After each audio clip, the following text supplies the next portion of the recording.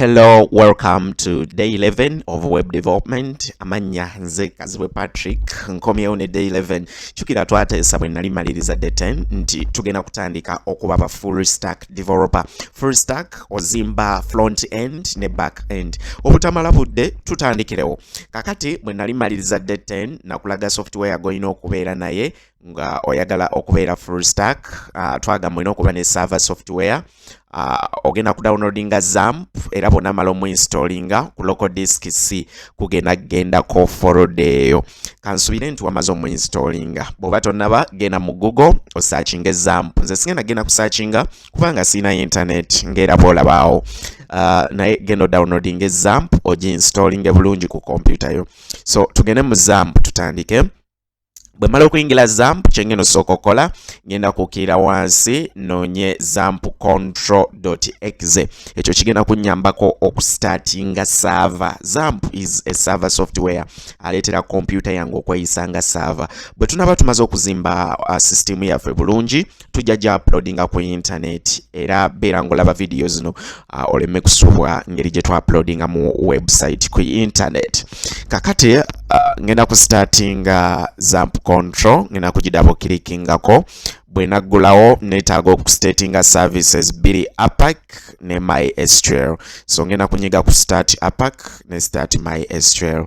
Eyinza okubuzaawo allow private bichi, so you say allow access naye olw'ensonga nti nali nagitandikako eyinza obutambuuza. So kakati ngitandise bwe wetegereza obulungi APAC ne MySQL zilaninga bulungi ezo ze services biri ze netaaga. Kakati ekyo nga kiwedde ngenda ku minimizinga XAMPP control eveo. Ekiddako tugenda mu XAMPP mwennyini nga tukyalimu tugenda kunoonya folder eriko htdocs.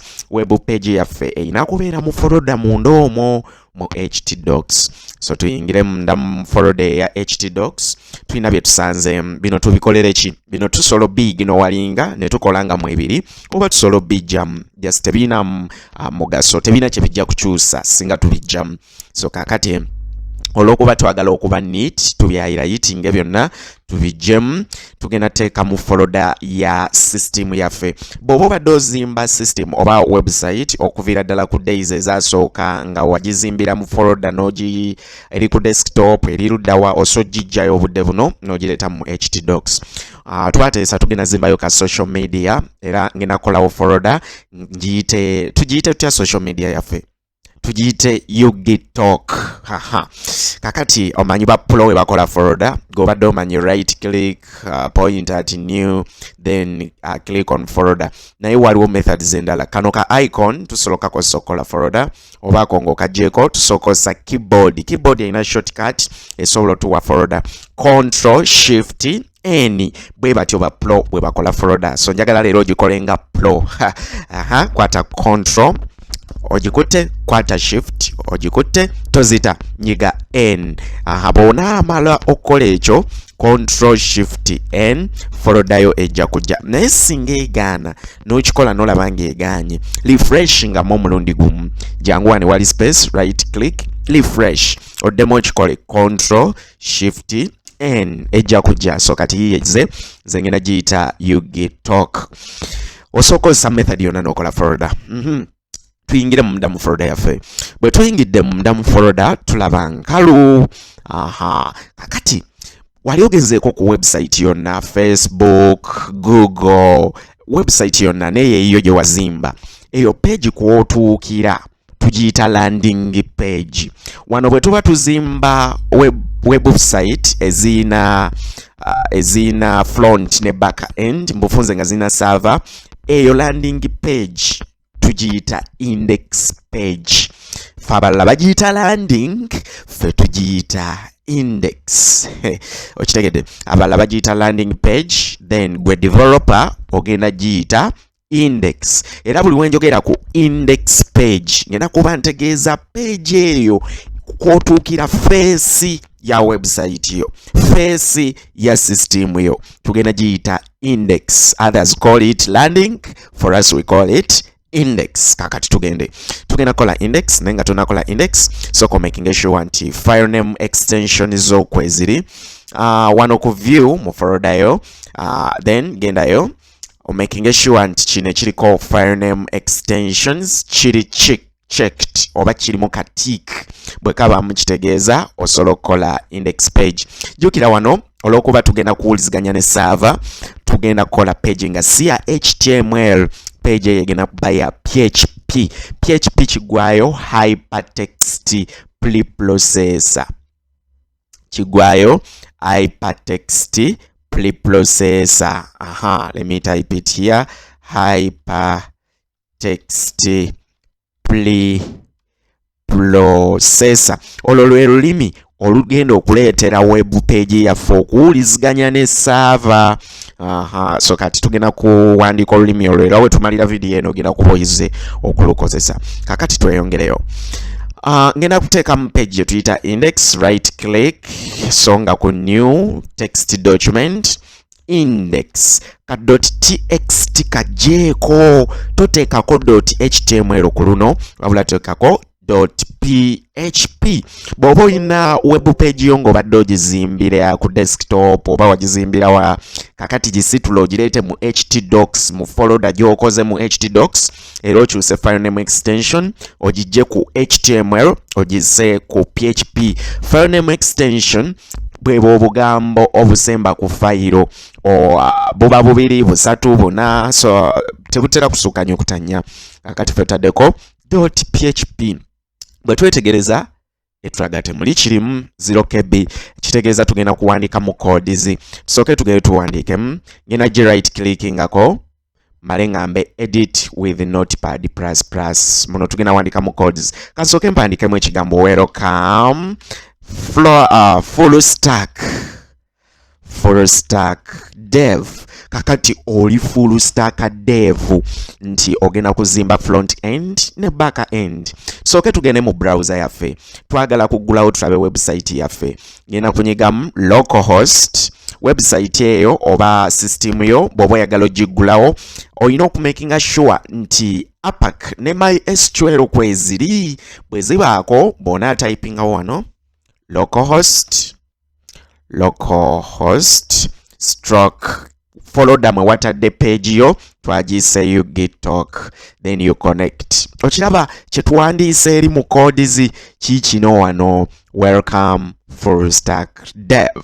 Kakati awo tumaze okiraba nti server ewulira ebiri mu page yaffe. So tusooke tugende tutandike okuzimba. Welcome now. Good. So kati tukijjemu muno tuteekemu codes. Of course tuzimbe web page ngeri standard. Tugenda sooka tugambe bino nabyogerako mu days ezasooka era ngenda kwanguya ngambiyitamu. Twagamba doctype, HTML ye document type gye tuzimba, then HTML language, that is lang equals English n. Twagala kuzimbira mu luzungu. Then bwe tumala ekyo tugenda kukola omutwe gwa website head. Muno mutwe tuteekamu ebintu bingi, tuteekamu styles, tuteekamu meta. Tujja kuyiga nga we tumala okuyiga okuzimba system eno tugenda gya uploadinga ku internet. Okujja uploadinga ku internet tujja kwagala erabikire mu Google search. Olinga bwa searchinga Google website yaffe ejja kitegeeza ebijoogerako tujja biteeka mu head, tujja biwa meta ginnyonnyole. Naye ekyo si kya leero, oba oli awo tumale kuzimba system eno bulungi, then awo mu kujja uploadinga bwe tujja okulaba bwe tubiteekamu. So kaakati nginateeka meta character set, that is chasset equals UTF-8. Eyo character set egenda tuyambako in case tuteekamu emoji, icon, character set erina omugaso. Ojja kuddayo olabe I was it about day 5 nannyonnyola ku character set eyo kyekola. So teekemu meta name equals viewport. Tuli mu kuzimba page naye kanyanguye kodi zino ka nzitypinge nga nyanguya olw'obudde.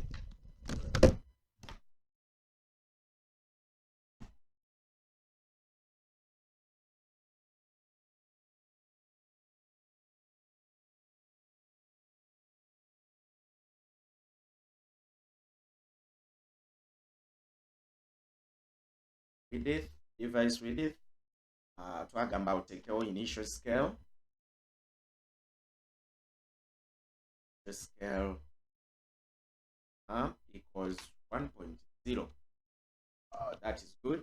So kakati tumaze meta tutekewo title ya page yaffe, ninaga title ninagiyita UGTalk.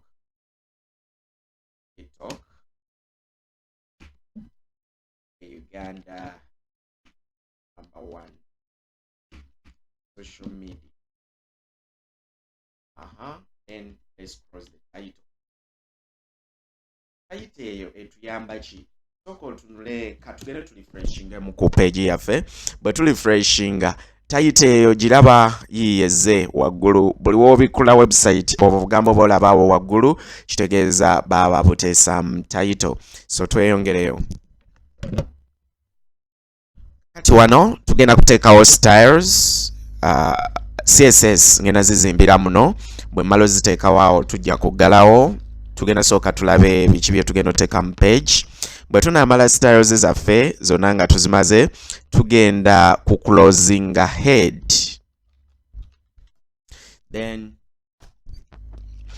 Then tugenda kuggulawo body, tutandika okuteekamu content wa page yaffe. Bwe tunaamala okuzimba bye twagala mu body, tujja giggala. Tuteekemu footer. Tujja kusaamu footer. Then bwe tunaamala okuzimba bye twagala mu footer, nayo tugiggale. Keyboard yange kalubamu ku mapensa, but we shall move on. Tujja tambulirawo mpola. Kakati tusooke tukole planning. Kiki twagala olwaleero okukola? Olwaleero tugenda kuzimba page nga user ajja n'akola account, najjuzaamu bye twagala ajjuze. Byamaze okujjuza ne byetereka mu database, then asobola okuloginga in nga tukebera oba byayingiza mu bituufu okuganga tukebera ku yatadde mu database. Kitegeeza tugenda kukola page olwaleero waneeno ng'eriko login page ne sign up page. Then bw'amala okujjuza form ezinabaawo login ne sign up, agende ku dashboard. Good. So kakati tugenda okukola, tusooke tuddeyo mu folder yaffe eno eya UGTalk. Tugenda kukola mu page ey'okubiri tugiyite dashboard.php gye twagala user agende ng'amaze okuloginga in oba ng'amaze okusayininga up account. Leero ogenda kuyiga gwe PHP.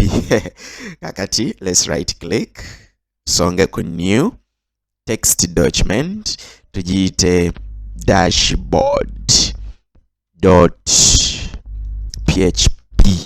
Era olwaleero mwattu paying attention ogenda kuyiga ebintu bingi. Ogenda kumanya website zikola zitya. Bulijjo ogenda ku Facebook n'ogenda ku website n'ojjuza form, tomanyi kyekibaawo emabega w'ekyo. Leero ogenda kuyiga byonna bikola bitya, bitambula bitya. Kakati eyo ye page kwe tujja okgenda nga user amaze okukola account oba nga amaze okuloginga in. So tetunnagyetaaga kugiteeka mu codes, just tubadde tugikola bukozi. Tuddeyo mu notepad ku index page yaffe tutandika okukolawo biki bye twetaaga. So mu bode mwennyini ngenda teeka mu form.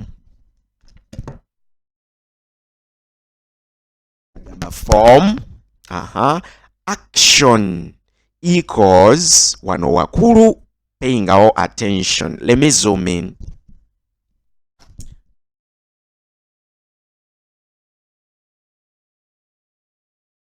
Kamale okuzoominga muko wano olabewo.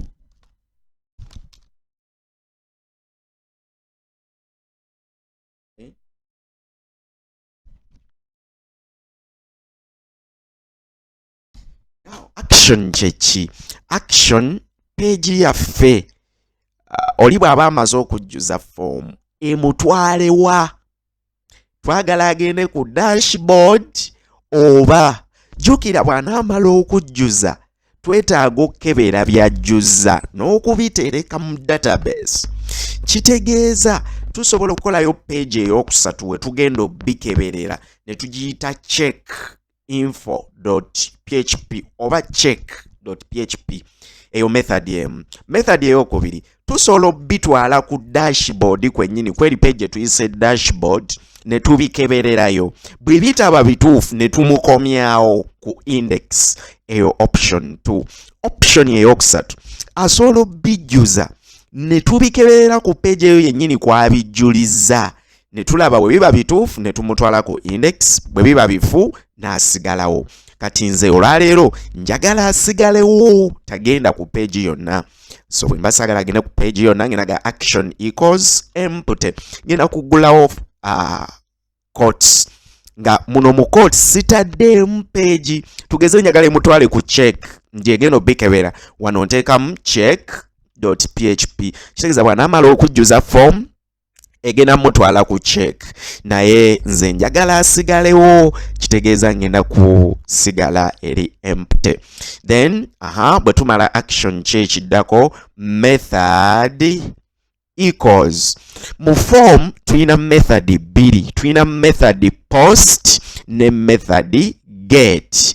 Method post eyo etwala byetujjuza, bwe tumala obijjuza tugenda biweereza. To post kwe kusindika, get kwe kuleeta. Kubamu akafaananyi ndi nsomesa ICT mu secondary. Oli wajja okusaba ekifo mu office oba ku ssomero, tusobola omuwa form ey'okujjuza ne tumugamba form bw'omala ogijjuza gitwale mu office ogiteekeyo. Kitegeeza ntuga action equals office.php. kitegeeza awo tumuge gyagitwala ye action. Method equals so mugamba gitwale mu office ogirekeyo. Kitegeeza ngena ga method equals post. Kyokka ate somuga genda mu office oleete form. Kitegeeza action is office but method is not post kuba agenda gireeta buleesi. Kitegeeza method equals get. Tuyina method ya post ne method ya get. Kakati ffe bw'anaaba amaze okujjuza form yaffe bye tumwetaagako tugenda biweereza ku page yemu bichekingibwe. Kitegeeza tugenda biweereza mu PHP ebichekinge. So olw'okuba twagala tubiweereze tugambe method equals post. Kakati awo maze okugulawo form. Tukkirire mu form tugenda teekamu label. Tumwetaagako ki? Tujja mwetaagako first name. Tutaddewo ka label nga kagenda tereka erinnya lye first name. Let's cross the label.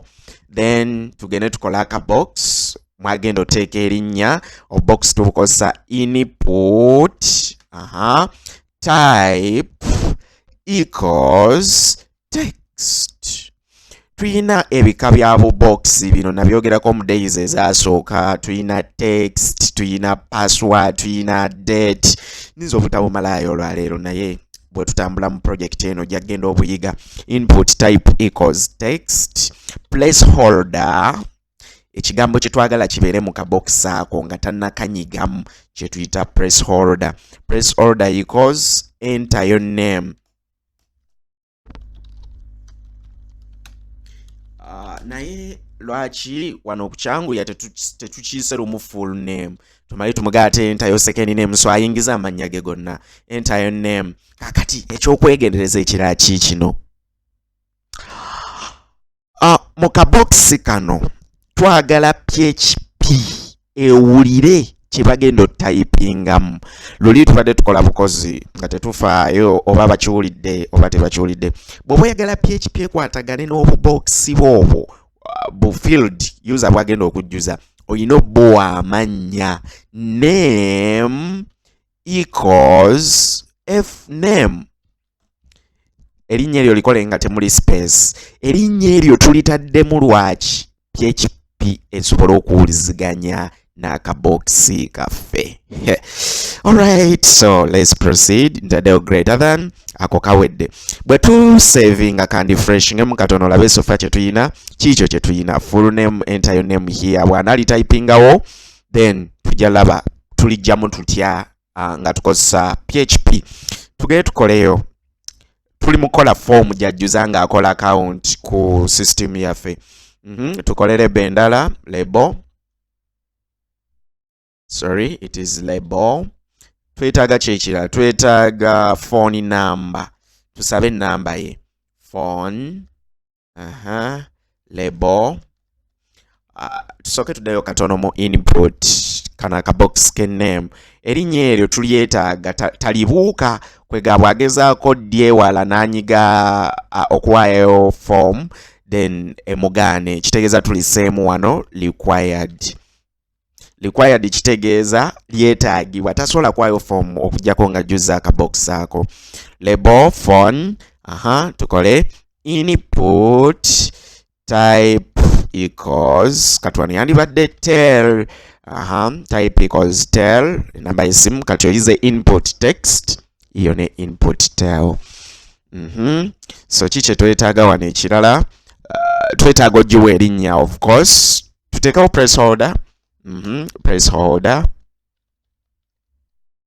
equals tuyinza omuteekawo 07, tuyinza omuterawo namba y'essimu.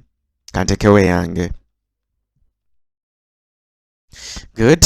Then name tugiwe erinnya, tukozese small letters. Name equals phone. Lwaki tukawadde erinnya akabox kaffe? Kuba twagala PHP awuliziganye nako. So kanzijeweyo capital P ebadde egenzeewo. Twegenda kwetaaga password. Label. Password. Let's cross the label. Tukirire input type equals password. Tuli mukola form. Input type equals password. Wanebo tasawo placeholder. Name equals pass. Tujite pass. Oba tukimaleyo. Name equals password. Erinnya lyo gituuma. Liri erigo. So no gituuma erinnya lyo. Input so gituuma erinnya lyo eri Oluganda. Gwamanyi. Name equals password. Required. Okimanyi ne phone twadde tugyetaaga nga tayinza gibuuka. Akabox nga tetwagala user akabuuke tukateekako required. Kimanyi naawe wali ogenzeko ku website nojjuza akabox nogezaako okwayo form negaana negamba please put in this, please type in this. Kitegeeza bakateekako required. Twetaaga password eyo kakasa ye oba tagijinze bujinzi, so we need to confirm. Let's put label.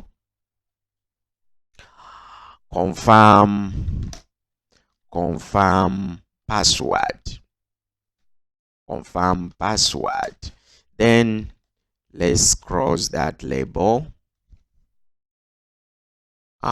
Tujitekewo input type equals password. Name tetuyinza gituuma kyekimu ne kyetwatumye password. Wano tukituume confirm password. Twetaaga okuwulira user typinze eki mu buli kabox, naye tukiwulira singa tuba tukataddeko name. Jukira tulina ennimi nnyingi ze tukozesa okukwatagana ne HTML. Tulina JavaScript. Bw'oba oyagala okuwulira JavaScript ng'oyagala kuwuliza JavaScript kozesa ID. Naye oba oyagala kuwuliza PHP kozesa name. So tugenda kozesa PHP kubanga PHP egenda tusobozesa okusavinga mu database. Required tokiteeka singa akabox ako kaba optional. Kati form yaffe ejja kulabika bwetyo. Goyinza okwongeramu ebibyo, oyinza omusaba gy'abeera, oyinza omusaba byonna byoyagala mu form. So zimbamu ng'omusaba. Nja kwegomba ondage kuwaakawo ng'oyita mu WhatsApp ng'okozesa ennamba eno gye ntadde wano mu phone nga placeholder. Then tugende bwe tuli refreshingamu, this is what we have. Something kiri sketchy tekirabika bulungi. Awo CSS wegenda okugiramu ekitereze. Naye nga tunateeka mu CSS tusooke tuteekemu epeesa eriwaayo form. Input type equals submit. epeesa eriwayo tuliyita submit.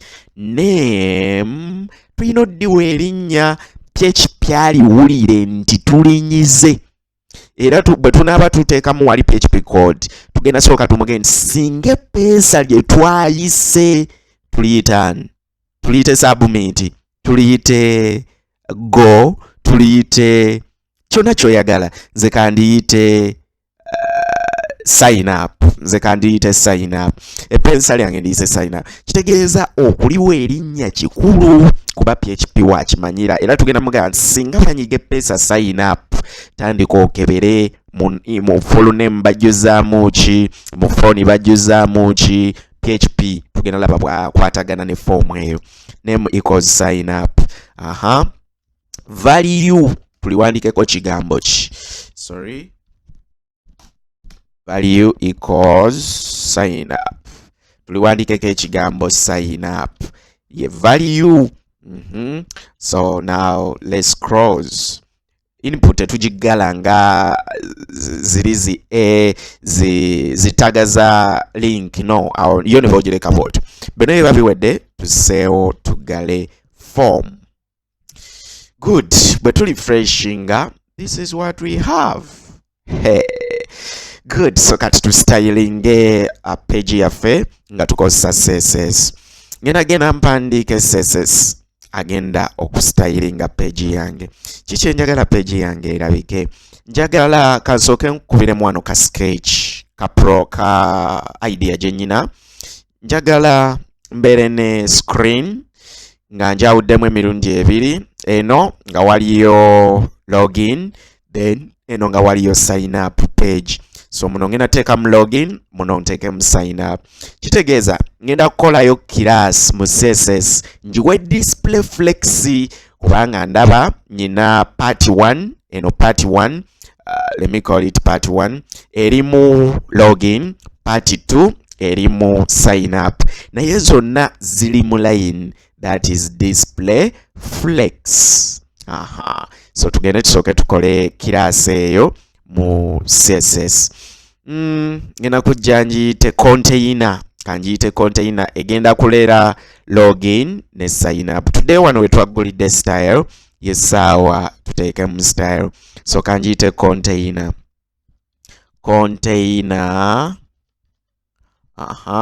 then display flex. Bw'oba oyagala okuyiga ku display CSS nga mbinnyonnyola dayoko olabe days ezasooka, day 5, day 6 there. Kakati mmaze okola container njiyise display flex. Kitegeeza form yange eno eya sign up ne form ya login gye tugenda okukola zina kuba mu container yange eyo gye mpise display flex. So kakati eno form ya sign up ngenda kukola ne form ya login.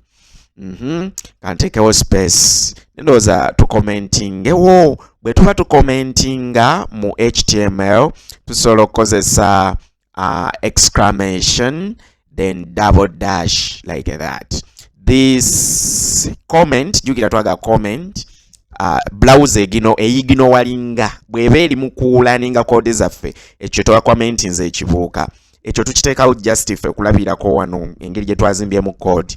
This is sign up page form.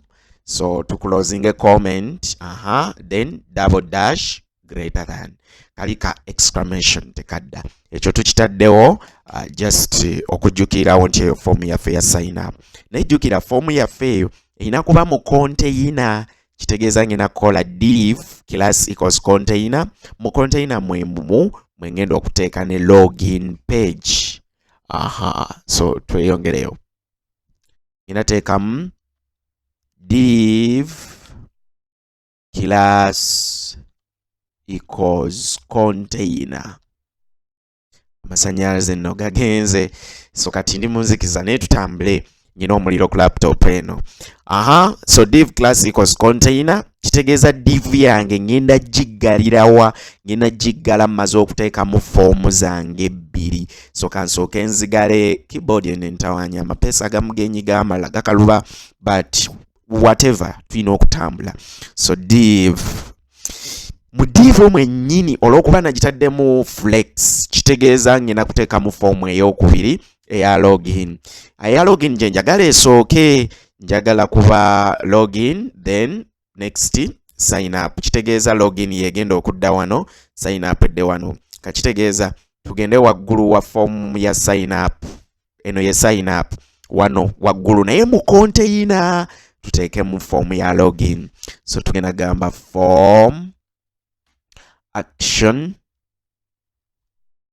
equals twagala era keberera ku page yaffe kwennyini, ebyo bijjukira. Method equals post. Good. Jukire no form ya login, method equals post. Mu loginga in chiche tumwetaaza namba y'essimu ye ne password. So tukole label twetaaga ayingize namba y'essimu phone. Naye ndowooza wano obutaddamu kuyisa budde, ngenda kujja nkoppeyo kano ka input ka phone kano, ngenda kakoppa nzije nkapestinge wano bwe njagala bwentyo nga bwe nakakoze bwe kagenda okuba. So tukolere ebendera ya password label tugiyite password.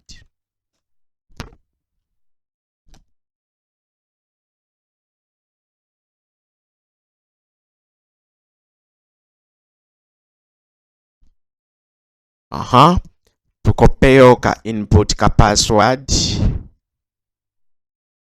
tukaleete wano. Ekyo nga kiwedde, kyekiddako twetaaga epeesa eriwaayo form tuliyite input type equals submit.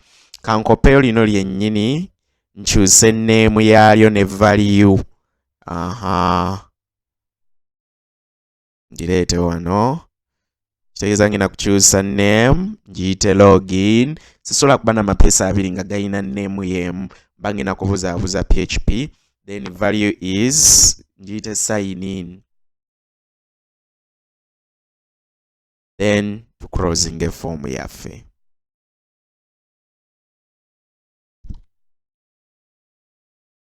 Refreshing them. Good. Tuina form biri, tuina ya login yino ne pesa lyayo, tuina ne ya sign up yiyo ne pesa lyayo. Zona ziri mu line, ziri mu emweri side of the other, kitegeeza display flex gemaanyi gaayo. Kakati tugenda tandika okudesigninga inputs zaffe, obubox bunyume, kwegamba page erabike bulungi nga tetunaba kuteeka mu PHP. So tweyongereyo n'ekyo tulabe. So tugende tuwandiike CSS ezigenda okudesigninga HTML yaffe. So kakati label zaffe, zino label zetujjukira, eno phone twagiwadde label, password label, full name label, ziri mu tag label zonna. Tusooke tugende label tugiwenge emalayo layini mweri, kitegeeza tugende tukole label display block. Olw'okuba nti tag ngenda gikozesa directly mu CSS, eno label tag ngenda gikozesa directly mu CSS, sigenda giteekako dot. So kikola nengamba label sitaddeeko dot maaso lwa nsonga taaga yonna, buli ewali taaga ya label ejja kuba yeeyisa bwetyo. Display block kitegeeza emaleyo layini, kitegeeza esindike akabox kadde mu layini yaako, kyekyo kye tuyita display block. Okalaba label kitegeeza emalayo layini mweri, naye bwe tutunuulira container yaffe eyeereze mwattu temalayo screen, kitegeeza tugende mu container tugiwe width 100% such that emalayo screen yaffe. Container width 100%. So we need it to be in percentage. Nja kukola nga bwe ndifreshinga such that olabire ddala ebintu bino nti bikola. Pesa gange galemerayo genyiga, pesa gange mungulireyo keyboard. Okay, now I'm kidding. Let's proceed. Anyway, when I refresh, tegenze ku 100%, but maybe we should check why, and we should maybe tuina troubleshooting, tuchita troubleshooting tugenda kumanya lwaki tegenze naye tusooke tweyongereyo. Kitegeeza eno with 100% tusooke tugigemu tetuyambye naye nga tugenda ku container yaffe tugyetaaga of course egene ku 100 era tujja gisika olw'okuba tutaddemu display flex. Kakati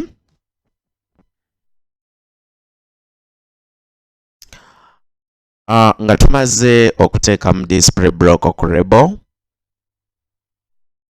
tugenda kwetaaga okulungiya mu bubokisi bwaffe buno input za password and so on.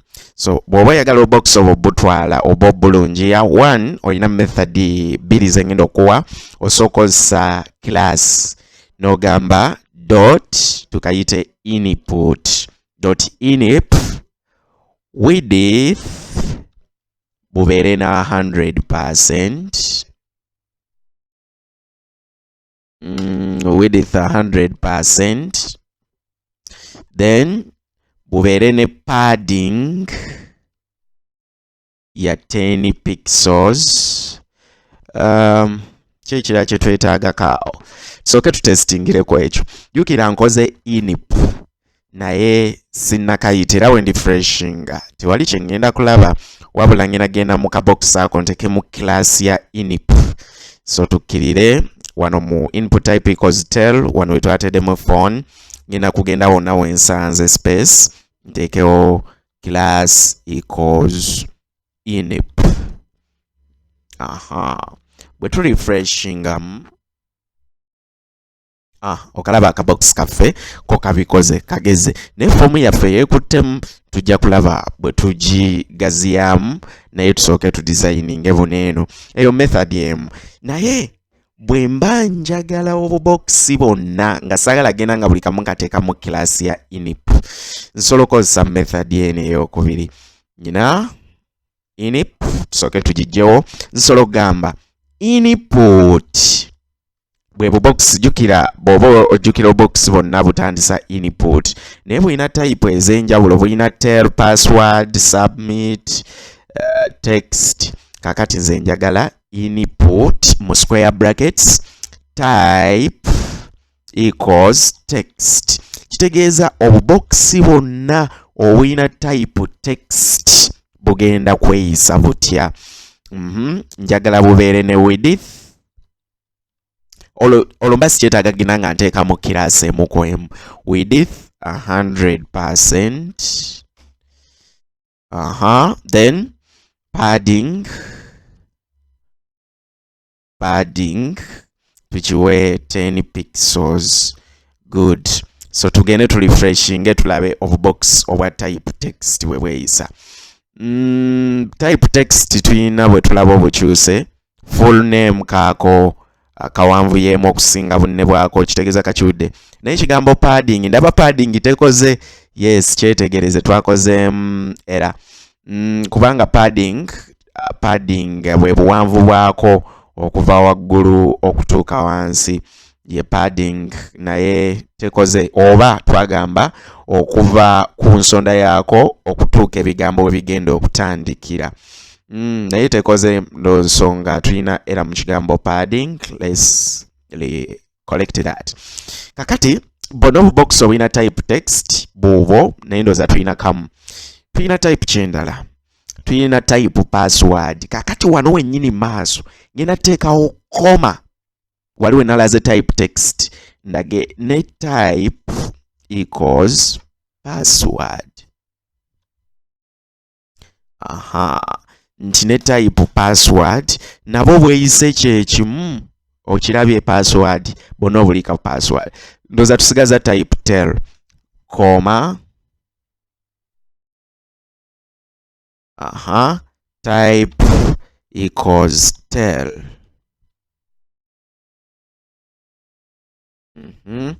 Good. Tudeyoko, then kye tuyina sofa katusigaza ku designinga kano aka sign up button. kakati kano tugende nako tukawe input eyako kubako tetwagala ndoza kabeere kanene nnyo tukakolere wano input eyako input type equals submit ndoza bwe twawise type equals submit good twagala keyise katya kabeere ne padding ya 10 pixels good then kabeere ne background ya blue ebigambo ebiriko bibeere bya white that is color white tukajeko border 0 pix solid black naye nga tugikwese that's why 0 pix kyekirala tukawe margin top like 10 pixels kikye tuyita margin top soke ngene tu refreshing margin top akabox ka epesa la feri no lyetegereza obulungi lyekutte ku form kwennyini oba lyekutte ka box so kye tuyita margin top nti waggulu lirekeyo ka space aka 10 pixel tu refreshing ndozo kiraba liturekeddeyo ka space aka 10 pixels epesa la feri ndoza linyumye kati tuddako kyolowooza si kusika box yaffe container emalayo screen ndowooza kyetugenda okukola tugisike emalayo screen such that form yaffe enyuma ereme kwekwata oba bweba temazeeyo erekemu ka gap but anyway tugisike emaleyo so tuddeyo mu container yaffe wano we twagikoledde twagala byawula container tuyina display flex then display flex eno tugenda gikola tutya okumalayo screen mwatu display flex bwe tunagiwa width 100% eyinza obutakola tusoke tukigezese width 100% width 100% refreshing mwatu tewali kikyuse bisigadde byekutte ate bwe tugiweera mu pixel width 800 pixels let's see neera tewali kyewulidde now wano kye tugenda okukola nga tumaze okuteeka display flex tusooke tubwawule wabeewo ka gap so ngenda kujjawo eyo width ngenda teekawo gap wabeewo ka gap ka 10 pixels bweyawulemu 10 pixels so let's refresh that's what we mean naye era busigadde bwekutte bweyawulire eddala nga 30 pixels bubuzeemu tukole 80 bongere okweyawula so far I think now it is getting interesting kyekira kye tusobola okukola tusobola okugattamu kati eno login kansoke nkoleyo div nga ya login njiwe width eyayo box njiwe width eyayo ngena giyita login njiwe width 50% gundi yange enyiga okay good 50% so tugende mu login form yaffe ya login si eno tusogiwa class netugiwa class login form yonna oba waggulu wayo netuteekayo div netugigala after that class netugiteeke muno class equals login So when we refresh, is there any difference? Good. So login page yaffe etutte 50. Ndoza neno sign up etwale 50. Kitegeeza namo ngenda genda nteekemu class eyo. Class equals login. Bwe tu refreshingamu, this is what we see. Naye tutte 50. Naye bwe twetegereza kuliko scroll bar era emazeeyo, tugende tukendeeze ku gap eno gye twagiwadde efulumye mu page olwa gap gye twataddewo. Watiifu ebanga 30. Ekyo kyo kirabika kitya. Egezezaako okudda. Now I think tusobola ogenda ne tukola bode yefuga website yaffe yonna. Bode ekigenda ofuga website yaffe yonna, tusojjiwa margin right. Okuva ku right erekeyo space ya 10 pixel. Bode yaffe, website yaffe yonna, okuva ku right erekeyo space ya 10 pixels. Okugezaako okomyawo form yaffe evudde ku mulamwa. 10 pixel mwatu tezigimaze. Naye method endala, if that doesn't work, ngenda kukola login, njiwadde width 50, nsobola okukola login to nenjiwa width 30%. Kakati eno sign up kirasi yayo nenjifula login to. You find any way of getting what you want, but however 30% tevuddeyo, tugiwenga 40. Kati kyonna kyetwala kyekyo, tugirekawo. Kakati tuyina form 2, tuyina login, tuyina ne sign up. Kakati tuzisikezikire ndowooza mu center. Kitegeeza ku container yange wano ngina teekawo align items center. Kikino kye tutegeeza align items center. Bikirira ne biddamu center, then justify content center. Align items center kitegeeza ki? Wotunuulira viewport okuva waggulu paka wansi, bwe tuteekamu align items center biva waggulu ne bijja mu center ya page yaffe. Naye lwaki tebizze wakati? Kubanga align items center byandibadde nga wano, kubanga container tetwagiwadde height, tetwagiwadde nti twagala ebeere empanvu kyenkana ki. Katugere tugiwe height nti twagala emaleyo screen. Height eyo tugiyita 100 VH, 100 vertical height. So tugiteekewo height 8, 100 vertical height. Kati tumaze ogibuulira nti twagala container emaleyo, kitegeeza tugigamba line items center, bijja kukka mu center. Good. Kakati tugende twongeremu kabadi ki. Anyway, obubadi nze olaka bumpeddeko, siri nnyo artist, simanyi nnyo ku designinga, naye at least wano nsobola ku mu container mwennyini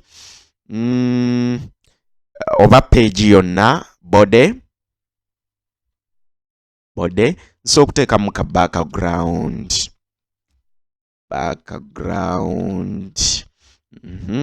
Tuyina green, background green. I don't know oba kinanyuma, siri nnyo graphics design, but anyway tekinyumye golaba otya. Naye tetwaze kuyiga ku designinga graphics oba ku designinga nyo page. Jukira twateesa was it day 9 bw'oba oyagala okudesigninga sooka ofune mockup software gwe twayita Lunase, osooka odesigninga page yo weenalabika. Kakati tutuuse ku kinyusi, tugenza oteekamu PHP. Pay attention here, amannya nze Kazibwe Patrick. Okay, let's go. Kakati PHP zaffe tugenda ziteeka waggulu eno mu head, naye PHP teboola onna woogitadde ekola. Zogissa mu head, zogissa mu container, wonna wengitadde. Tusozesa mu head, tusozesa mu container. Kakati kangene mu container ya login, form ya login, akakabox ka login. Mukano mwengenda okussa code egenda okebera byetuloginze in. Olwaleero tugenda sooka tu user typing mwanyige pesa ine ya sign in, byatypinze tubimuddize wano waggulu mu kabox ke kamu. Kitegeeza PHP code zange kangende nziwandiikiraawo mu form wano waggulu waayo wano wengenda okussa PHP. Tuwandiika tutya PHP? Bw'oba oyagala otandika okuwandiika PHP otandika greater than question mark PHP. Okalabye ng'oyagala otandika okuwandiika PHP greater than question mark PHP. Kodi zogenda okussa wansi awo ziba kodi za PHP. Bw'onaaba ozimazeeyo ogenda kunyiga greater than, rather question mark greater than. Ndoza kali akasoose ye less than, si ye greater than ye nesembye. Kodi za PHP zibeerawo wakati. Era buli wenga nti kakati budde bwa kuwandiika PHP otegedde engeri gye tugigulawo tugitandike. Less than question mark PHP, then kodi zo so ziwandiika mu line esooka mwemu, bwe ziggwayo question mark. Keyboard yange yenyiga, that is unfortunate. Question mark greater than. Awo we tugenda okussa kodi za PHP. Kakati tutandise tutya? Ogenda sooka oyige okuwuliriza eppeesa nti linyigiddwa. Mwattu bwe tuba tusoma PHP twanditandikidde ku basics nga bwe tusoma math nti 1+1, naye nze ngenda kuyigiriza nga ego bwe beeyigiriza omwana waayo okubuuka emutwala mu bbanga neemuta then bw'ayiga bw'agwa bw'abuuka nga awonye. Kakati naye ngenda kutandikiza ku biri ebinene, sigenda kuddayo wali mbw ate 1+1 mbw ate tukola tutya variable. Ogenda ziyigira mu binene nga bwe tuzimba. Tugenda kuwuliriza eppeesa lino lye twayise login linyigiddwa. Bwe tumala okuwulira nti linyigiddwa tukole ki? Kakati mu PHP tulina kye tuyita if. Bw'oyiga okukomandinga if oba oyize okuprograminga, kino kye tuli mu kukola kati bakiyita web programming. Kivudde mu designing. Designing kye kiri kye tusoose okukola, nteeka mu kala ne tukola biki. Kakati tuzze kukola web programming. So ngena gamba if ekola etya mu PHP? If kye twagala okukebera kibeera mu brackets. Nkola if kikyenjagala okukebera kibeera mu brackets. Singa kikeberwa ne kibanga kituufu, kye twagala ekole kye twagala ekole tukissa mu kale brackets. Singa kiba kifu tuteekawo else, then kye twagala ekole ne tukiteerawo kale brackets. However else si ya buwaze, osobola ogireka.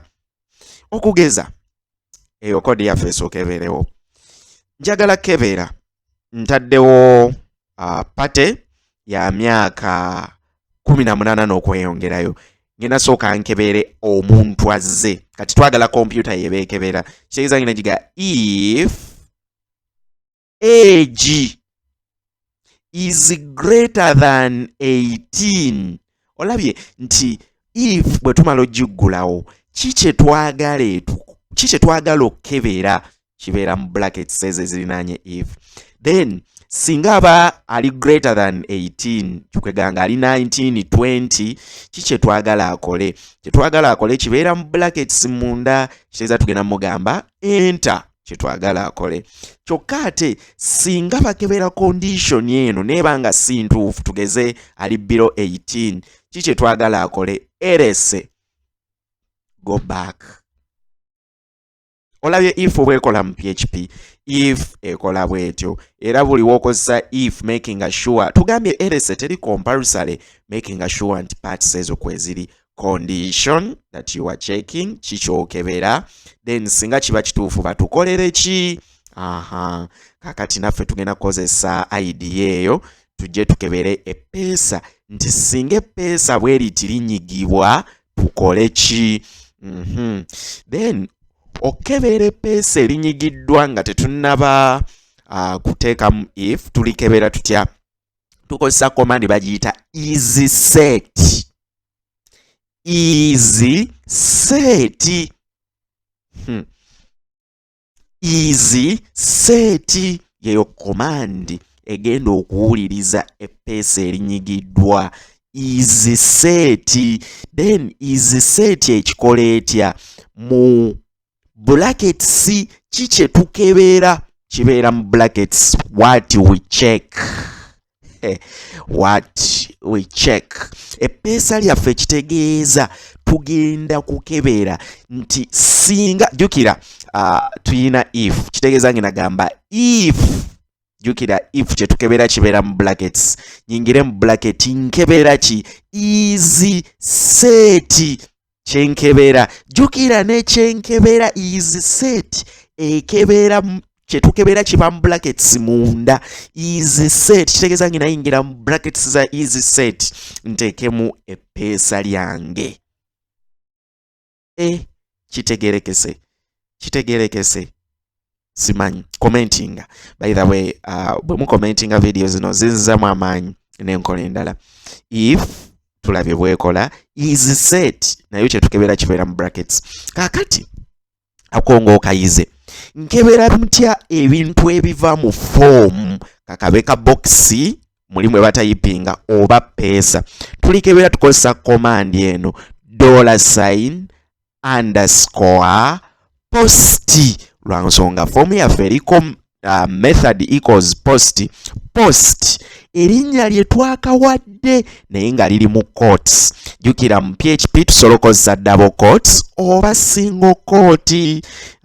Kakati akaboxi kaffe twakawadde epeesa lye bayita login. Rather epeesa lyaffe twaliwadde erinnya lye bayise login. Kitegeeza bwe mba njagala oddikebera mpita epeesa lyennyini oba mpita form, rather oba mpita input, okugeza nsolo yita input eno type equals tell, nga njagala kulaba user typinzeemu ki, njiyita ntya? Njiyita nkozesa $_ post nenteekawo erinnya lyayo. Tugende tugatte idea ezo zonna tuwulirize epeesa. Kitegeeza tugeraga if nti singa kikyetukebera singa liba linyigiddwa easy set. What is set? Kyekisetingiddwa.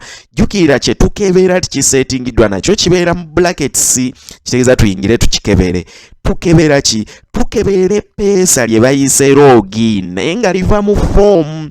Ekiva mu form tukiwulira tukozesa $_ post.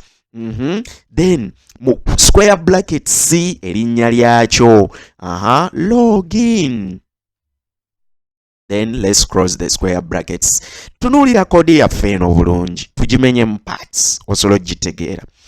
If eno singa is set kiba kisetingiddwa oba kinyigiddwa, ekiki ekisetingiddwa kirina kubeera mu brackets, tukiwulirira mu brackets, then ekikyekyo epeesa liva mu form.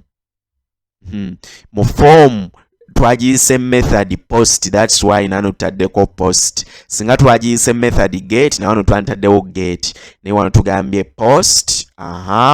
Login lyerinnya lye twatuumye epeesa lyaffe nti oli bw'anyiga login kyekiddako. Kakati ye set gye tukoze eno brackets egala is set eno egala if. Kakati bw'aba akimaze twagala akole kijukira twagaye if kyetwagala akole kibeera mu curly brackets. Ngenda kugulawo curly brackets zino nso zigulawo nenzikuba gap oba nenzikuba space.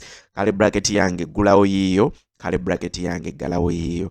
Naye bw'okolamu ensobi mu PHP page yo tegenda kulaga.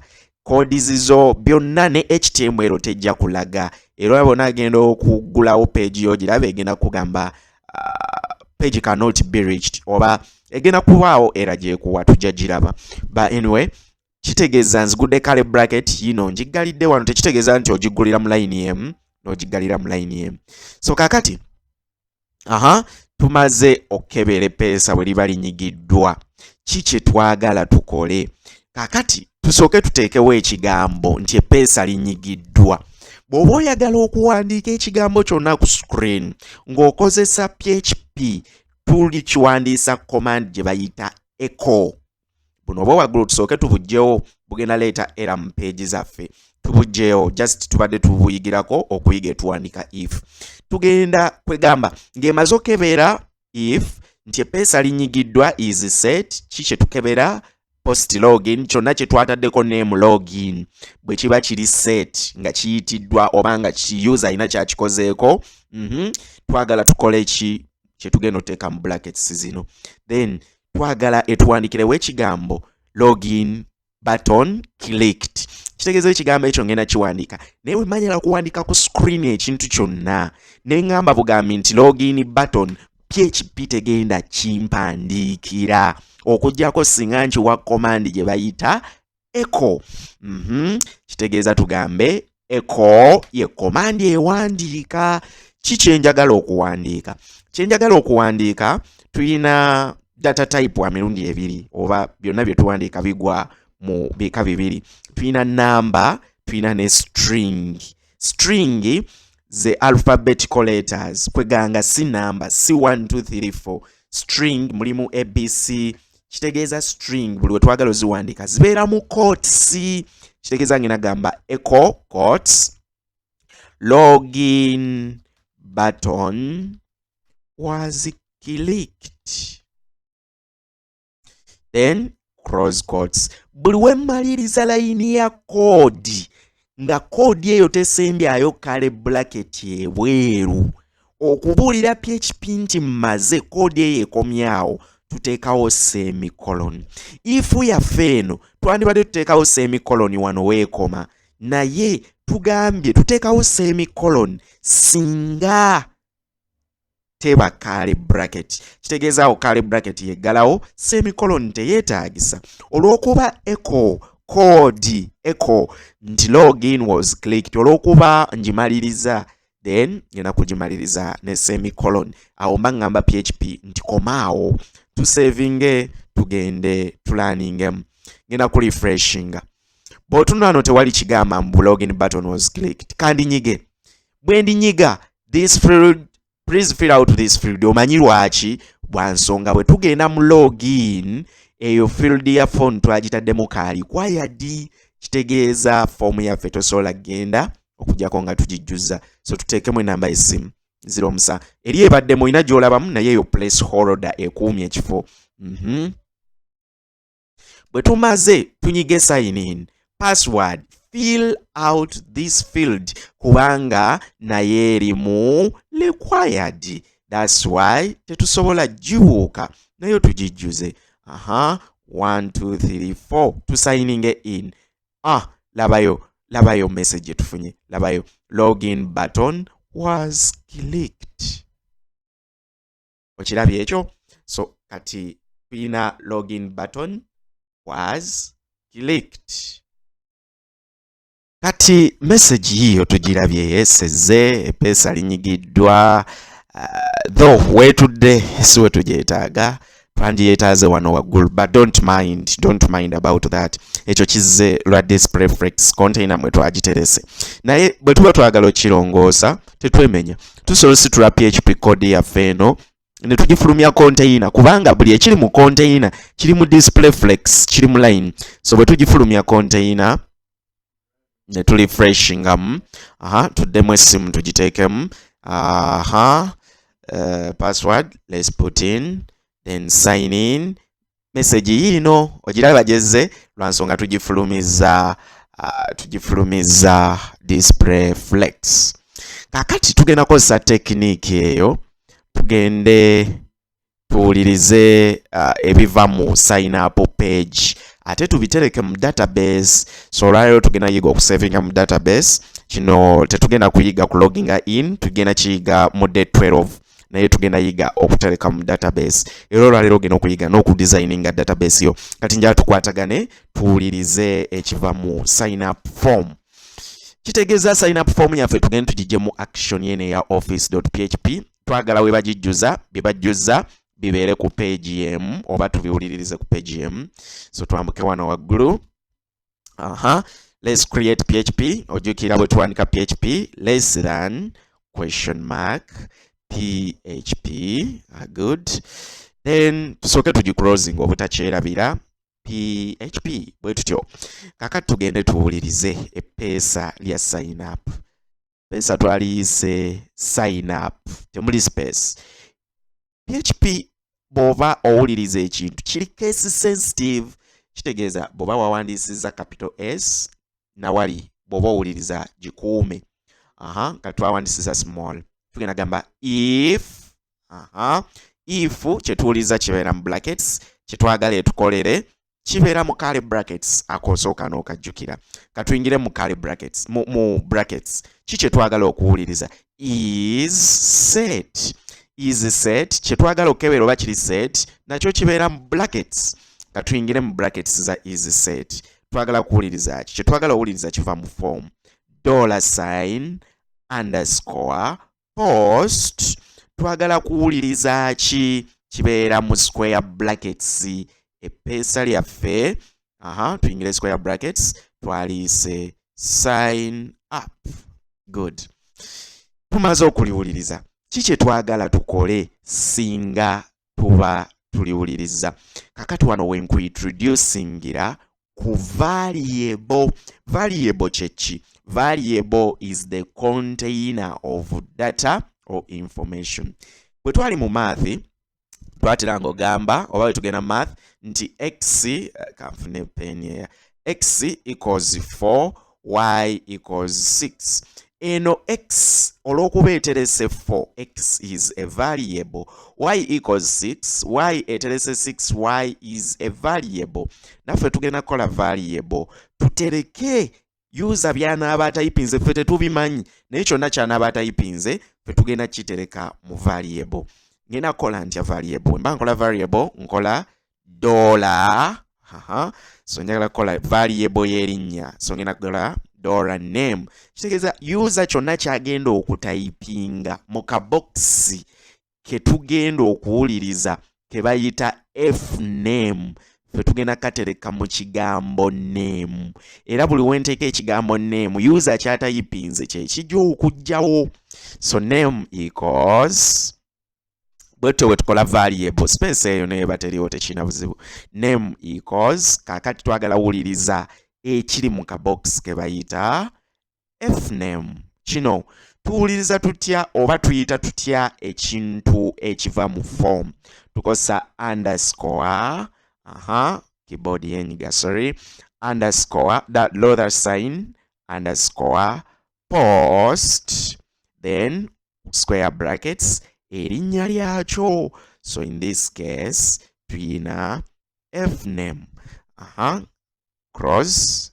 Kakati name eyo ekomyawo kitegeeza tugenda ga PHP nti line ewuliziganya oba ekwatagana name ekomaawo tuteekawo semicolon. Tumaze okuwuliriza user kyatayipinze mu kabox era tukiterese mu variable name kyonna kyanaatayipinga. Tugende tutereke naki? Tutereke phone. Tuyina akabox ke tuyise phone. Kitegeeza tugende tukakolere variable phone. Also gikola kyonna kyoyagala as long as erinnya lya variable terisoosa digiti sola gamba $1. No. Soosa alphabetical letters equals $_ post. Post kibeera mu capital letter phone kitegeeza tumaze okuwuliriza kye batayipinze mu kabox ka phone. Nkolera variable endala ogituume password. Ngena gamba $, pass. Tugiyite pass anyway, oba pass 1. Jukira tulina password 2, tulina esooka n'eyokubiri. Tulina ozikebera tulabe zimatchinga. Pass 1 kikirizibwa okuwandiika variable name nga kuliko digit as long as si esoose. So tulina pass 1 equals tuwulirize kyatayipinze post. Box ako twakayise linnya ki? Box ako twakayise tudeyoko deyo mu codes twakayise password. Akaddako ne tukayita confirm password. So tugende tuwulirize akaboxi ke bayita password. Tumaze okukawuliriza, let's terminate. Tulina pass 2 variable tugikole mu small letters. Pass 2 kitegeeza kyanaaba tayipinze mu password mu kabox ka confirm post. Then open twakayise confirm password. Kabox erinnya lye twakawadde confirm password. Good. So tumaze okusika byonna user byagenda okutayipinga mu form yaffe. Yesaawa tubikozese tubitereke mu database. Tugenda bitereka tutya mu database. Leero we tugenda okusinga okufocusinga. Pay attention. Nga sinabatereka mu database ngenda sooka nkebere password gyawandiise efaanagana kyatudde mu password 1 kifaanagana ne password 2. Tukikebere. Ngenda kujja muno munda still nkyalimu if ey'eppeesa. Bino byonna bikolebwa ng'eppeesa limaze kunyigibwa. Ngenda kebera if.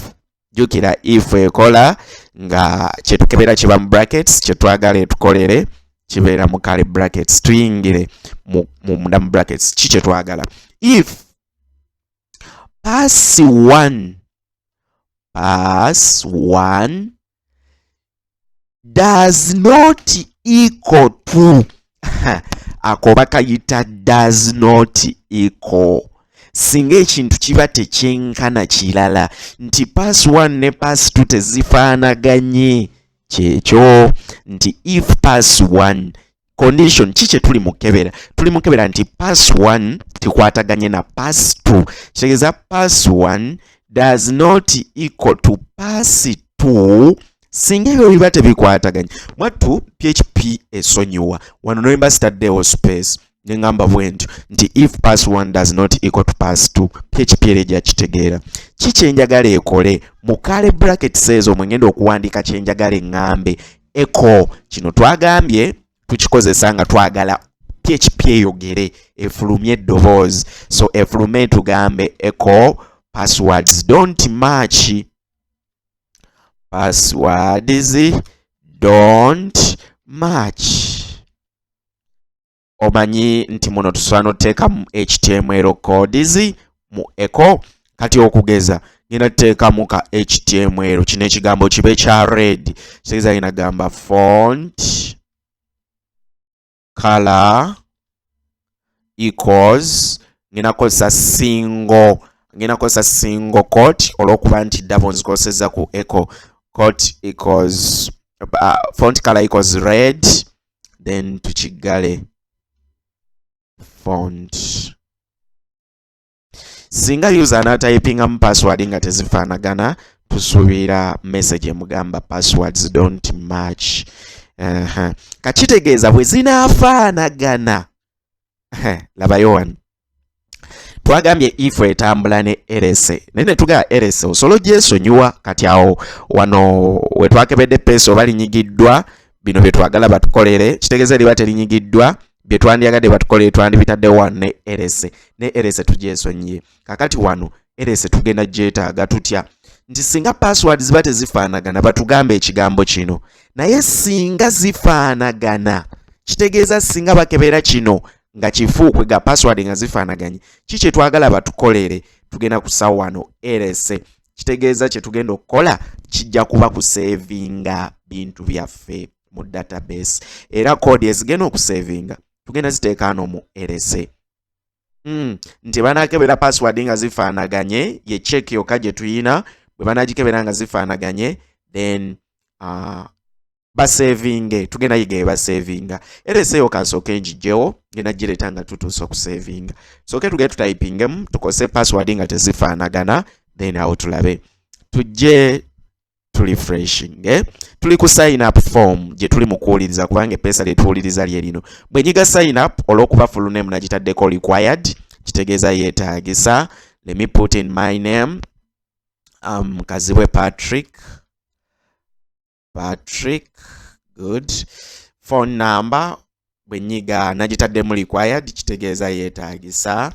Password kanteekemu 1234 ate wano confirm kantekemu 1123 sign up. Labayo passwords don't match. The message has appeared successfully. Now out of there tugende tu saving mu database. Kakati wano wetegereze oba nchirete mu day 12 olaba otya kubanga ndaba video eri musawe n'okusoba. Anyway kanchirete tu saving mu day 12 nja kwongera kukatiriza. Tusooke tukole database. Tugenda kukola tutya database. Good. Kino kikulu. Kakati tunula bulungi olabe bwe tukola database. Mu browser ngenda kunyiga kano ka plus nteekeko tab endala. Ngenda kutypinga localhost ntypinga small letters localhost / sirinnya lya folder wano ngenda kusaawo PHP my admin database software gwe tugenda okukozesa okumanaginga database yaffe bagenda kuba bamuyita PHP my admin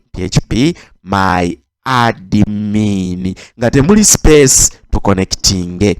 Let's give it some time to load. Good. I like this interface. Kakati wano yigawo interface eno tugikozesa tutya database yo ne bwe tuba tutadde website yo ku internet era nayo ogenda kuba okozesa PHP my admin. Organizations nyingi database zaazo zikozesa PHP my admin. Tuina software asobola okutukozesa oba gwe tukozesa mu database mungi.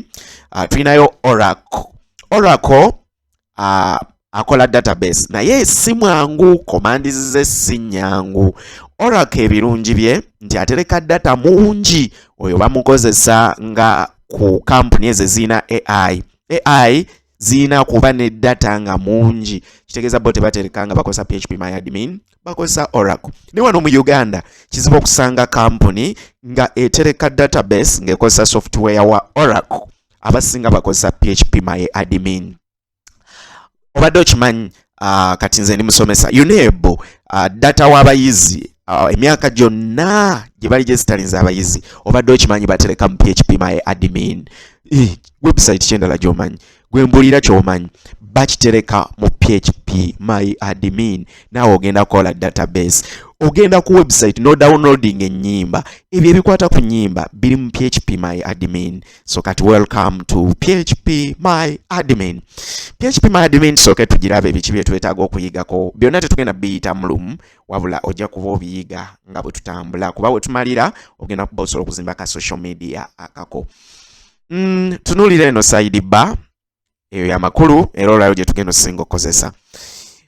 Bwe ngeze mu side bar ndabayo database. Zino eziriyo tuziyita database. Ze database ezisangibwamu mulimu eno new gireke new awo we tugenda okukozesa okukola database eyaffe naye tuyina database tuyina information schema tujja giyiga kyekola tuyina MySQL performance schema PHP my admin ne test. Kakati ffe tetugenda kukwata ku database zino wabula tutandike n'okukola eyaffe nga tunyiga ku new. Bwe nyize ku new nfunye form eno tugende tujjuze tutya. Ngenda kutandikira wano ne database name. Database yange egenda otereka ebikwata ku page yaffe yonna tugiyita nze ngenda giyita UGTalk. So wane waddako UFTMB genocide awo sigenda kwatawo kandekewo, then bwe mmala okuteekamu erinnya lya database ngenda kujja nnyige ku create. So let's create. Database has been created. Good. So bwe bemaze kakati database okutereka ebintu mu database byetereka mu table, era ngenda kukola table yange esooka. Buli kyolaba mu database kiba mu table. Kati kubamu akafaananyi UNEB, kati nze musomesa ebyokulabirako mbiwera ku UNEB, kyekitongole kyemmanyi obulungi. Bwe tuba tuligisteringa abayizi tuteekayo ebibakwatako, subjects ze bakola, kitegeeza balina database oba oli awo bagituuma UNEB, simanyi kye bagituuma, anyway zekangeze bagituuma UNEB. Kitegeeza mu database eyo mulimu table oba kale bagituuma registration, mulimu table eya students profile ebikwata ku bayizi, mulimu table eya subjects etereka subjects zaabwe. So naffe twetaaga okola table yaffe tugenda giyita ngenda kujano ku create table yaffe esooka tugenda giyita users. Muno mwe tugenda otereka ebikwata ku user. Eyina columns mmeka? Column byebyo bye twagala otereka mu table, buli kyoyagala otereka kiba ne column. Bwe tuddayo mu form yaffe ffe twasabye full name, phone, password, confirm password. Ndoze ne ya confirm password yo tetugitereka, just bwe tu making sure nti password yeddamu user agitypinze nga yeyo yennyini tujja tereka butekisi. Kitegeeza tugenda tereka full name, tutereke phone, tutereke ne password, ebintu bisatu. Kakati kiki neetaaga? Columns mmeka ze neetaaga? Sigenda kwetaaga columns zisatu olw'okuba nti ngenda tereka ebintu bisatu. Nedda, ngenda tereka ngenda tereka amannya ge full name, ntereke phone, ntereke ne password. Ngenda kwetaagako ne column endala egenda okukozesebwa nga kye tuyita primary key. Nyinyonyole primary key. Primary key ye column etasobola kufaanagana nga user tasobola gifaanaganya nga bwentereka ebintu mu table tebisobola kufaanaganya primary key.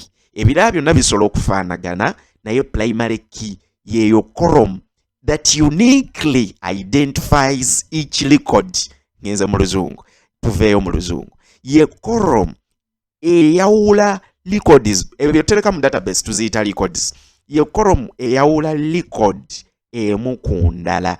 Records zonna ne bwe ziba zifaanagana. Okugeza tusobola okuba ne table, yeyo table eyina columns, eyina row. Tugeze nyina abayizi, omu ye Tom ayina emyaka 12, abeera Masaka. Nyina omuyizi omulala ye John ayina emyaka 12, abeera Kampala. Mu ssomero mwattu tewali kirobera muyizi mulala nga ye Tom ng'ayina emyaka 12 n'era ng'abeera Masaka, kweganga afaanaganya n'oli byonna ebibakwatako.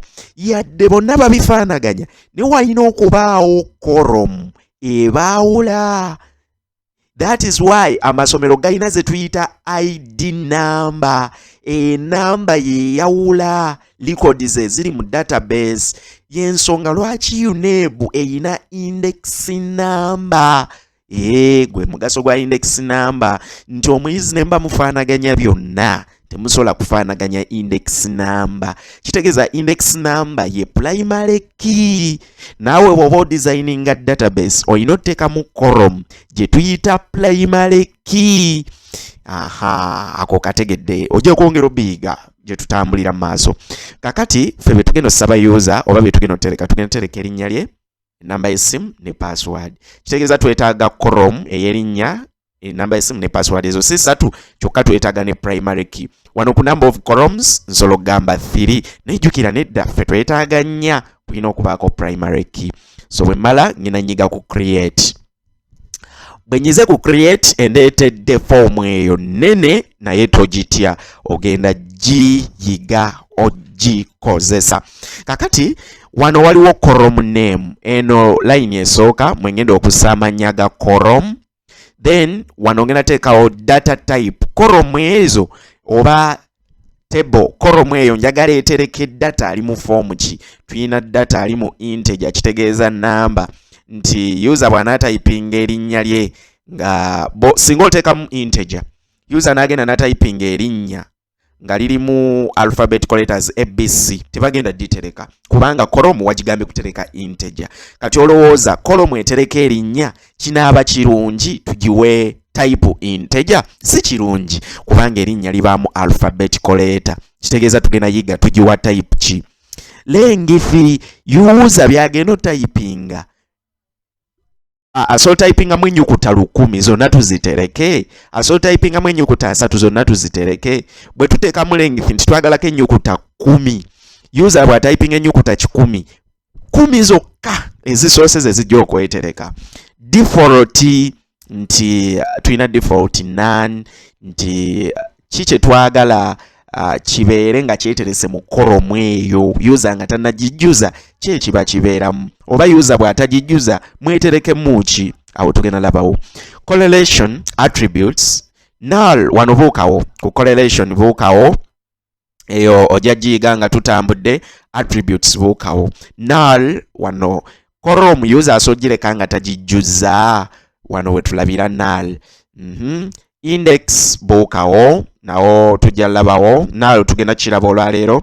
Then tina AI stands for auto increment, nti record emu bwemala ogendamu ne record endala bwejja, record ejja yechu enamba yeyongeza bweyongeza, ako ka AI tugenda kawa onre ku primary key. Column gye tugenda settinga nga primary key kuba yo tetwetaaga nti user si alina ogisetting yeyina kwekyusa yokka, eyina kweyongeza yesetting yokka. So tujje tusooke tujuze primary key. Column yaffe esooka tugiwe ID ye primary key, ke kabox akagenda okwawula ba user nti ono ye user gundi, ono ye user gundi. Akaddako tukawe full name, akaddako tukawe phone. Column eddako tugiyite phone, eddako tugiwe password. Type primary key ebeere mu integer, ebeere mu number. Full name tetwagala ebeere integer, tusoga ebeere text, naye tugiyite vaka variable character, kyonna ekiterekebwamu kikkirizibwa, so variable. Phone nayo tugiwe variable, password tugiwe variable. ID kitegeeza enamba zijja kweyongeza paka zibeere nga 10. Full name erinnya lya user olwoza liyinza okubaako ennyukuta mmeka, kale tumuwere ddala 10, ffe tetufaayo oba liweze 10. Phone ebaako digits 10 naye ffe tumuwenga 15. Bayuza abamu bamanyi okutypinga 256. Password user asookola password ng'eriko character oba ennyukuta 10, ffe tuzimuwe. Default wane wa ID gireke ku none. Then first name tuyina as defined, nti erinnya user bw'aba talitaddeemu najjuza biri ebirala, erinnya tusobola okugamba lyewandiikewo nti no name, weewandikewo ekigambo no name, naye ffe si kye twagala. Twagala ku none, tukireke ku none nti user alina okulijjuza. Era bw'ojjukira eno mu form yaffe twayitaddeko required, kitegeeza lirina okwetereka.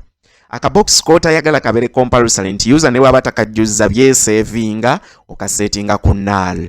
So kakati zino zonna kanzise ku null, ne name yaako kanjise ku null. Good, so scrolling tudde eno null ogiraba yeetiikinze bwe nzisetinze. AI auto increment ekyo ngenda kiteeka onre ku ID, era bwe mmala okatiikinga egenda kunteera mu primary, ekiraga nti tize primary key. Maze ebirala byonna sigenda bikwatako, ngenda ku scrollinga wansi ngambe save, ngenda kunyiga lino eppeesa ya save.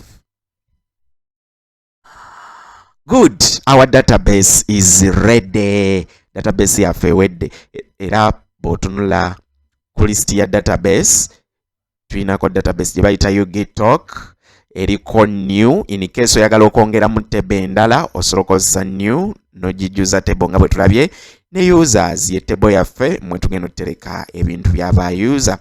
So bwe tunyiga users etulaga nti it is empty, temuli kirimu.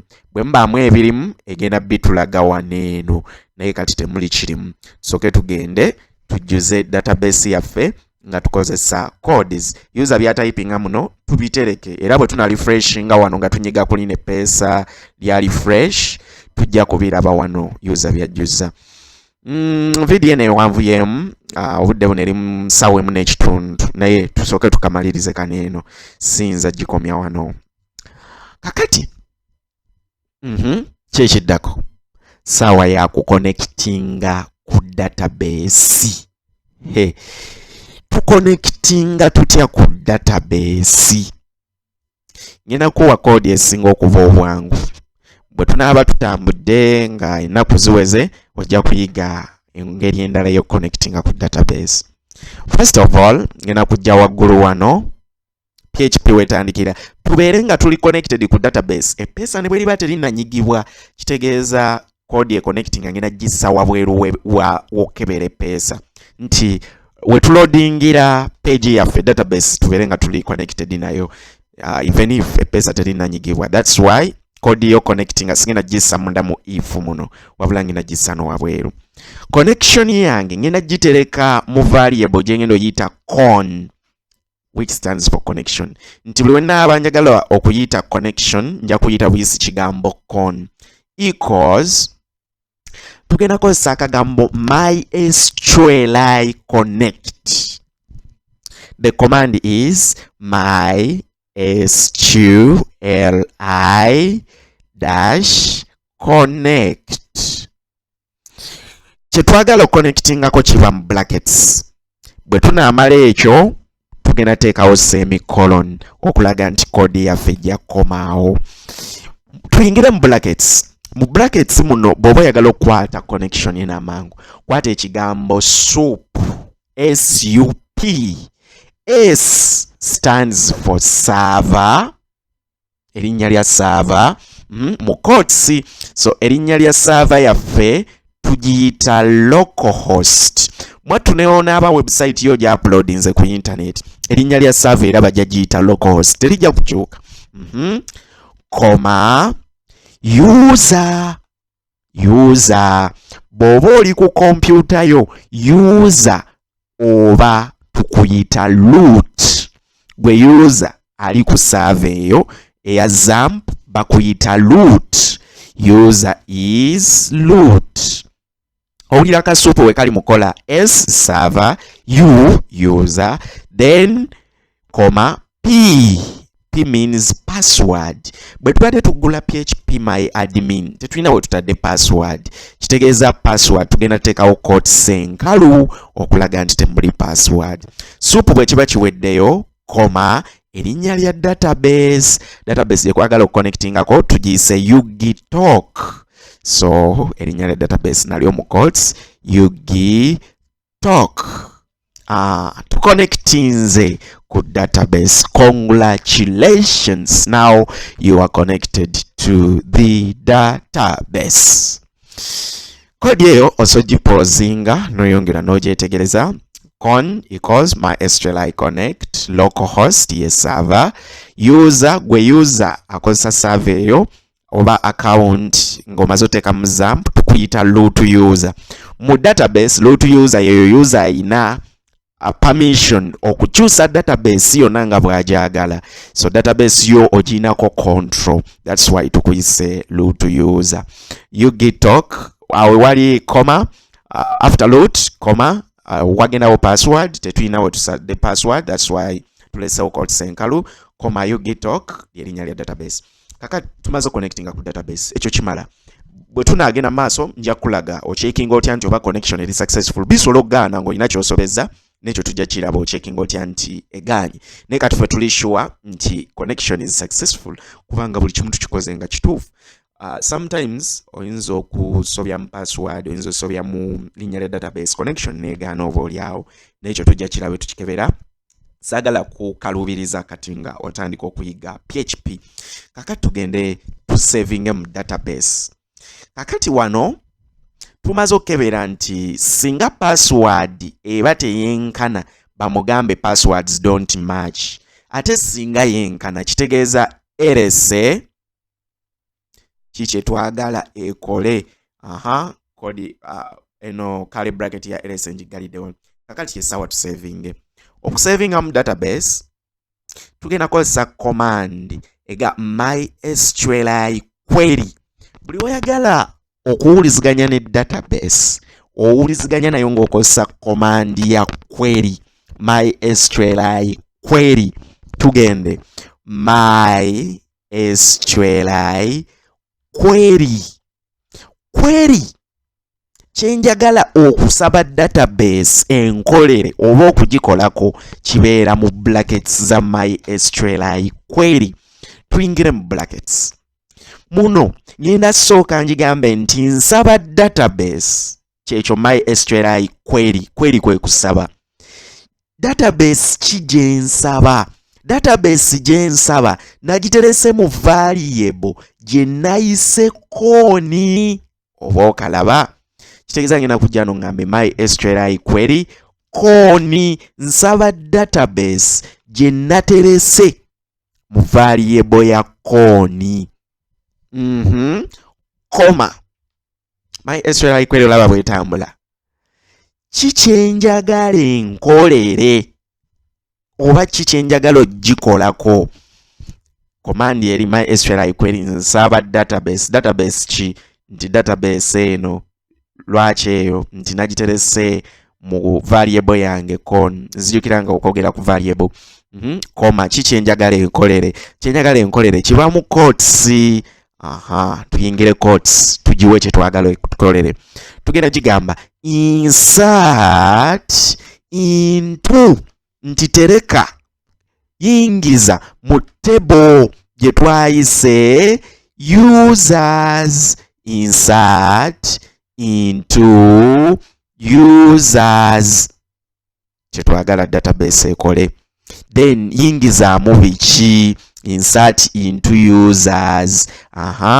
Then mu brackets columns za table nga tuzireeta, ne column ya id yo tetugenda giwaayo lwa nsonga yo twagigambye yeyongeze yokka eri ku AI auto increment.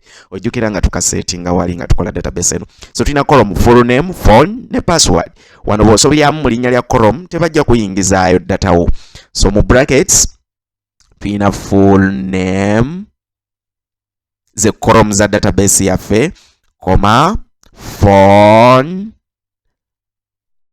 comma password. Nti insert into users mu column full name, phone ne password. Tufulume column zaffe. Values kiki twagala okuyingizaamu mu column ezo? Kyetwagala okuyingiza nakyo kibeera mu brackets. Tuyingiremu. Twagala kuyingizaamu, naye kyetwagala oyingizaamu ziri variable tuziteeke mu quotes. Twagala yingizaamu variable esooka bagiyita, so ewali full name nga bwe tubipanga we bigenda okukwatagana. Full name ye yasoose, kitegeeza naffe tugenda yingizaamu variable name.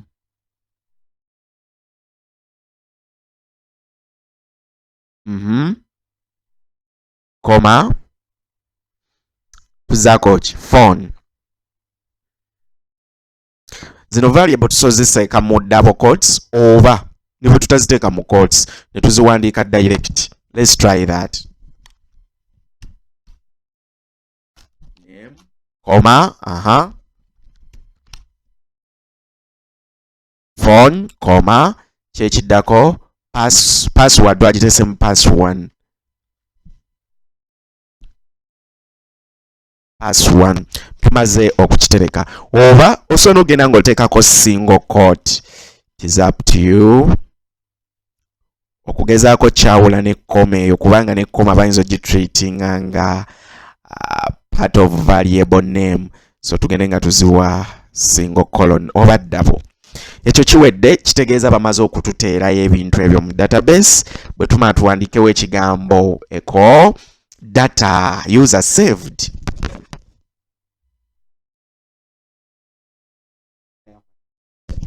tukiwe kala ya white kangambe font.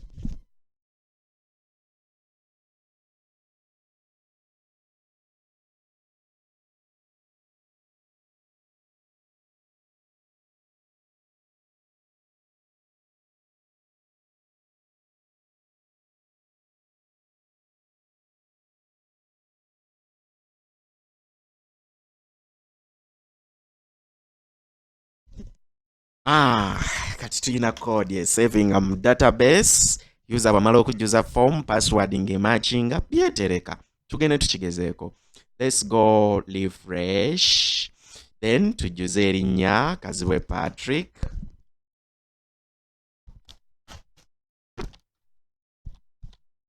Enamba y'essimu 07053938. Password tusooke tuteekemu enfu tulabe byetereka. 1 2 3 4, then wano kanteekewo 1143. Sign up. Passwords don't match. Bwe tukebera mu database tulifreshingemu nga tukebera ku refresh tulabe oba gyebiri. Refresh tewali kiriyo. Katugere tuddemu tujjuze ebituufu nga ne password efaanagana.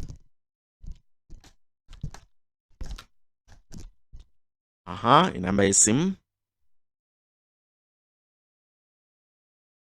Password tukose 1234. 1234. Still 1234. Let's sign up. We have user saved, but are we sure tugendeko mu database? Let's refresh. Wow. I like this. Wow. You see. Good. So day 11 ngena gikomya wano amanya Kazibwe Patrick. Nja kudda ne day 12 tugenda kuyiga okwongera okuinteractinga ne database era tugenda yiga okola login nga tucheckinga obadde okimanyi enamba y'essimu eno gye tujjuza user omulala so okujja n'agiregisitaringa nekkirizibwa tujja laba tucheckinga tutya mu database nti enamba y'essimu already gyeri user ne tumugamba nti nedde enamba y'essimu eyo baagitutte kozesa endala. Ebyo byonna birinde mu day 12. Kazibwe Patrick, I love you all. I want to see you all developing your own systems and earning money. Thank you so much. Much love.